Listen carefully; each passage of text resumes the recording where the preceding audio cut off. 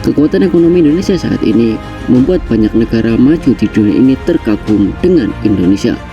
Banyak negara maju yang terkagum dan memuji ekonomi Indonesia saat ini. Hal itu disampaikan oleh Menteri Keuangan Sri Mulyani Indrawati setelah bertemu dengan Menteri Keuangan dan Gubernur Bank Sentral negara anggota G20 di Brasil beberapa waktu terakhir. Setelah kesepulangannya dari Brasil, Menteri Sri Mulyani menceritakan bahwa banyak percakapan dan rating agensi maupun kolega dari para menteri G20 menyatakan kekagumannya dan memuji perekonomian Indonesia.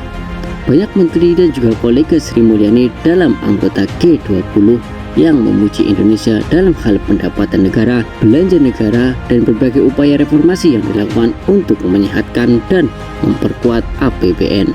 Para menteri dan juga kolega anggota G20 memuji anggaran pendapatan dan belanja Indonesia pada akhir 2023 hanya sebesar 1,65% terhadap produk domestik bruto atau PDB.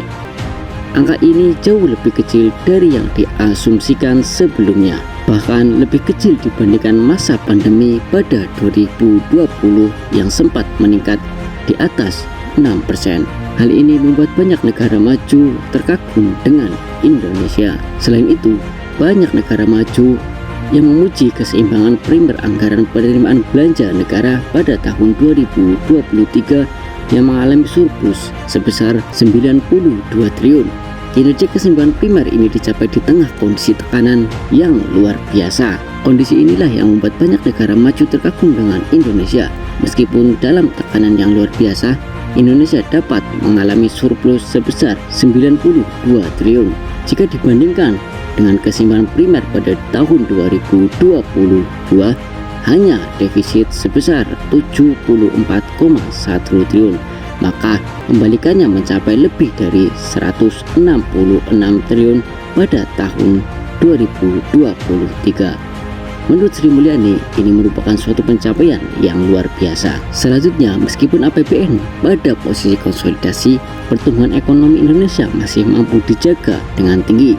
Dalam 2 tahun terakhir, ekonomi Indonesia berhasil tumbuh sebesar 5% dibandingkan dengan banyak negara yang mengalami pelemahan, bahkan kejatuhan ekonomi. Dan hebatnya lagi, APBN ini bisa kembali pulih pada saat ekonominya tetap bisa bertahan. Dalam arti, pemulihan APBN tidak mengorbankan kinerja perekonomian Indonesia. Hal-hal itulah yang membuat banyak negara maju yang tergabung dalam G20 terkagum dengan ekonomi Indonesia.